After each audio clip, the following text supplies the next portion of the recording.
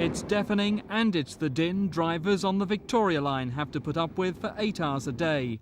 The problems become so bad, earmuffs, or defenders as London Underground call them, are now part of the driver's uniform. Our own test this afternoon revealed both drivers and passengers are having to suffer noise levels well in excess of health and safety at work regulations. The problem's getting worse because tracks are wearing down. Now hundreds of thousands of pounds is to be spent trying to sort out the problem. It can be quite atrocious, it can get quite bad, yeah. How much difference have these ear defenders made? They've cut the noise, I'd suggest, by about 70%. It really has made life much more bearable for us. But what about the passengers who are not issued with ear defenders? Can you hold a proper conversation? No, never. You know, you've got to shout at one another, which doesn't help. But you can't have a conversation.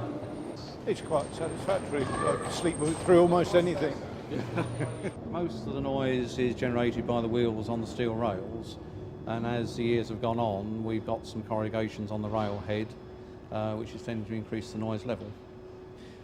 As far as passengers are concerned, many have complained to us that it's very noisy, they can't talk to each other. Yeah. For those with sensitive ears, will you give them defenders?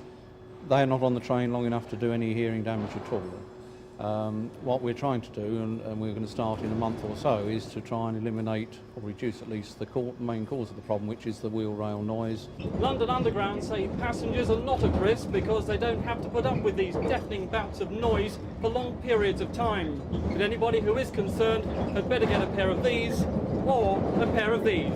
This is Mike Pearce on the very noisy Victoria line for Thames News.